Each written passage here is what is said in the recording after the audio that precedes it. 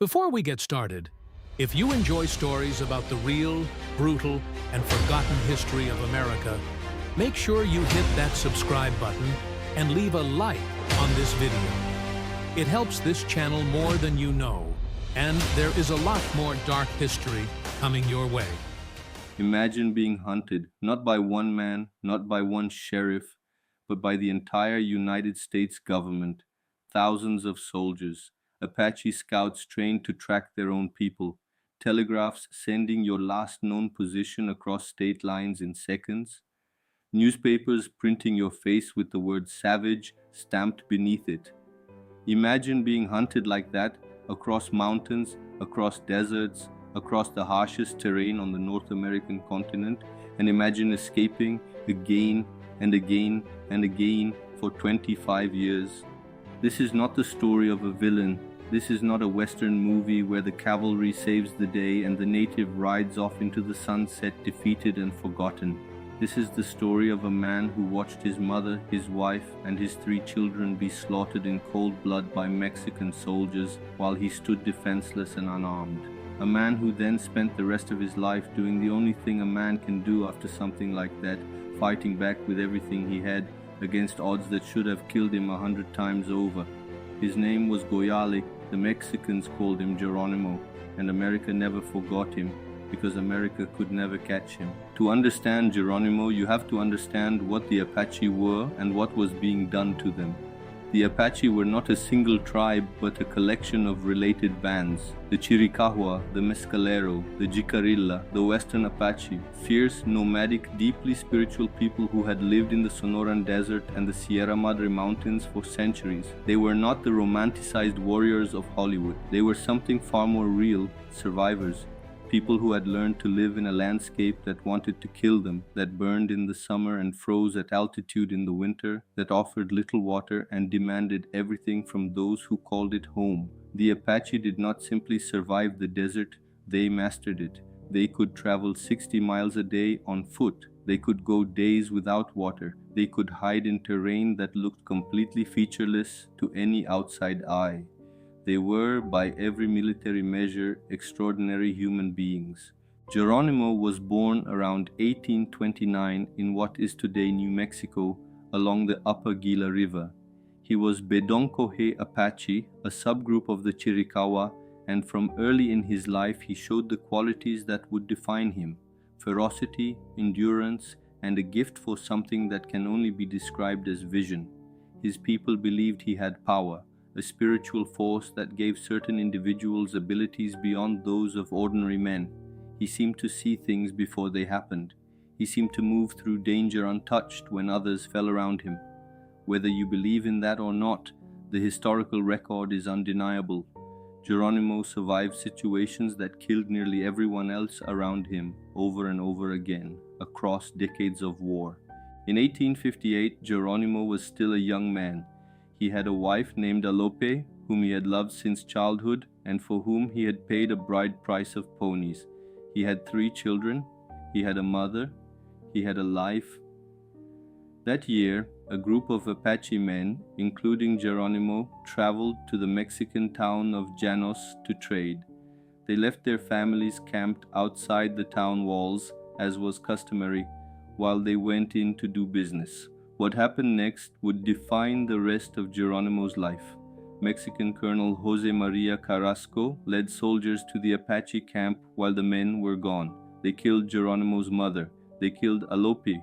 They killed all 3 of his children. By the time Geronimo returned, there was nothing left but bodies and the sound of the wind. What grief does to a man is not simple. Geronimo described that night later in life with devastating plainness. He said he could not pray. He could not speak. He threw away everything in his camp because nothing that remained could be touched by a future without those people in it. He asked the Apache leader Cochise to help him take revenge against the Mexicans. What followed was a raid into Sonora, where Geronimo and Apache warriors ambushed Mexican soldiers in what became known as the Battle of Casquille. Geronimo fought that day with a fury that witnesses described as something beyond human rage. The Mexicans, it is said, called out to Saint Jerome, Geronimo in Spanish, during the battle, and the name stuck. From that point on, the man the world would know as Geronimo was not fighting for territory or for politics. He was fighting because the world had taken everything from him, and he had decided in the ruins of that camp in 1858 that he would never stop fighting back. For the next 2 decades, Geronimo became one of the most feared raiders on the continent. He struck across the border in both directions, hitting Mexican settlements and, increasingly, American ones as the United States pushed deeper into Apache territory. The American government had promised the Apache peace, and then broken that promise repeatedly, systematically, with the casual cruelty of a nation that had decided the land was more valuable than the people already living on it. In 1861, an incident known as the Bascom Affair, in which a young U.S. Army lieutenant wrongly accused the Chiricahua chief Cochise of kidnapping and then took his family hostage, ignited a decade of war across Arizona and New Mexico that left hundreds of people dead on all sides. The Apache were not simply defending themselves, they were watching their world be dismantled piece by piece, their sacred lands fenced off, their people herded toward reservations, their children taken to government schools designed to erase everything Apache from them. Geronimo was not a relic of some savage past. He was a human being watching a genocide proceed in real time, and he refused to accept it. The United States Army was, by the 1870s and 1880s, the most powerful military force on the continent. It had just finished fighting a civil war that consumed 600,000 lives.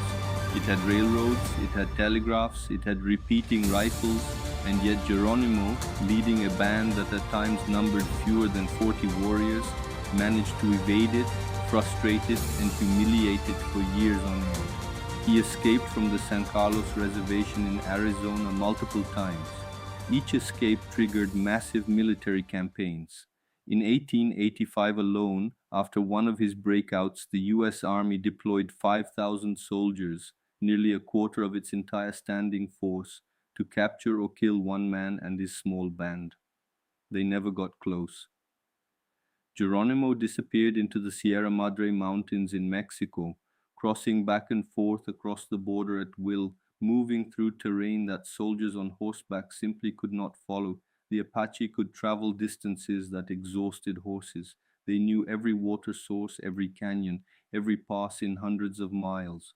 They were not just fighting the army, they were fighting it on ground they understood, and the army never would. General George Crook, one of the most respected Indian fighters in the U.S. Army, eventually managed to negotiate Geronimo's surrender in 1883, bringing him back to the San Carlos reservation. But reservation life was a kind of slow death. The land was poor, the food was inadequate, the Apache were watched, controlled, stripped of autonomy. In 1885, Geronimo broke out again, taking with him a group of about 130 people, men, women, children. The army pursued. When Crook finally caught up with Geronimo in Mexico in March of 1886, they sat down to negotiate. Geronimo agreed to surrender. And then, that night, convinced by a bootlegger that the army planned to execute him, he changed his mind. He and 38 followers vanished back into the mountains.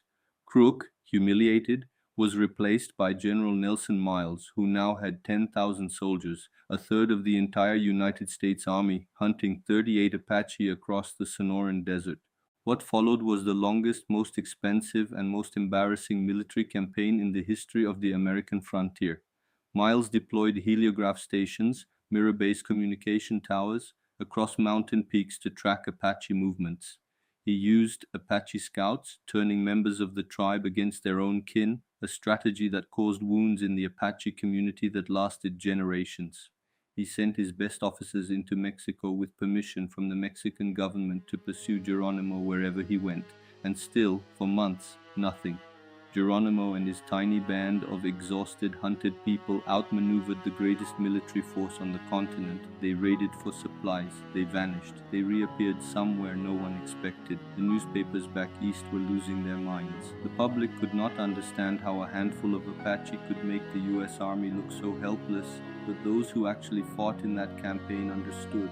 These were not savages running from civilization. These were human beings defending the last scraps of their world with everything they had, and they were extraordinary at it. The end, when it came not through force but through exhaustion. By September 1886, Geronimo's band was down to 38 people, fewer than 24 of them actual warriors. They were tired, their horses were worn out, the children were struggling. Lieutenant Charles Gatewood, who spoke Apache and had a relationship of grudging mutual respect with Geronimo, was sent to make contact. He carried a message: surrender to Miles and you will be sent to Florida to live with your families, your wives, your children, who had already been taken. Geronimo asked Gatewood straight what would happen if he kept fighting. Gatewood, to his credit, was honest. He said eventually he would be caught or killed. Geronimo sat with that for a long time. Then he said through Gatewood that he would meet with General Miles. The meeting took place at Skeleton Canyon, in the mountains of southern Arizona, on September 3, 1886.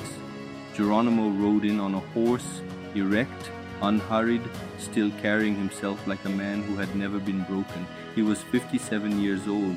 He had been at war for nearly 30 years. He had outlasted more American generals, broken more promises, and confounded more military campaigns than any other leader in the history of the frontier wars.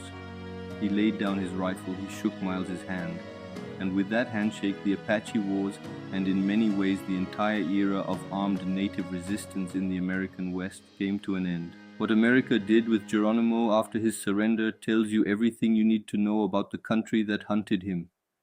The promise that he and his people would be sent to Florida to be reunited with their families was kept, technically. They were sent to Fort Pickens in Florida, while their families were sent to Fort Marion on the other side of the state, separated from them. The climate of Florida was devastating to the desert Apache. They began dying of tuberculosis and other diseases almost immediately. Children who had been taken from their families and placed in the Carlisle Indian School in Pennsylvania were dying there too. The Apache people were being destroyed not by war now, but by forced relocation, disease, and cultural erasure. Geronimo would spend the rest of his life a prisoner of war. He was never allowed to return to his homeland in Arizona or New Mexico. The United States government, which had needed 30 years and a quarter of its standing army to subdue him, could not bring itself to grant him the one thing he ever asked for: to die on the land where he was born. Geronimo became, in his final years, one of the most famous people in America, not feared, but celebrated, commodified, turned into a curiosity. He rode in Theodore Roosevelt's inaugural parade in 1905. He sold autographs and posed for photographs. He appeared at World's Fairs. Americans who had spent decades calling for his extermination were now paying money to shake his hand. He learned to play that role, understood what it meant, but never stopped asking to go home. He died on February 17, 1909, at Fort Sill in Oklahoma. Still a prisoner of war, of pneumonia he developed after falling from his horse one winter night. He was approximately 80 years old. He had survived everything the United States could throw at him for 3 decades. In the end, it was the cold that got him. He is buried at Fort Sill, far from the Sierra Madre, far from the Gila River where he was born, far from the place where his children's bones are buried in the Mexican dust. He never got to go home. And America to this day has never fully reckoned with what that means. The story of Geronimo is not simply the story of one man. It is the story of what happens when a nation decides that the people are obstacles rather than human beings. It is the story of what 30 years of war costs, not just in soldiers and money, but in the cultural annihilation of entire civilizations. The Apache are still here. There are approximately 30,000 Apache people living in the United States today, primarily in Arizona and New Mexico. They remember Geronimo not as America remembers him, not as a wild man, not as a novelty, but as someone who refused to accept that his people's lives were worth less than the land they lived on. He was imperfect. He made decisions in war that cost innocent lives. He was, above all else, human. But in the face of an overwhelming force that wanted his people erased, he stood up and said, "Not yet, not while I'm still breathing." And for 25 years, he meant it. If this story moved you, if it made you see American history a little differently, a little more honestly, then do one thing. Hit that like button and subscribe to this channel. Every like and every subscriber tells the algorithm that this kind of history matters, that people want the real stories, the ones that don't get taught in school. We've got more dark chapters of American history coming, stories that will challenge what you thought you knew.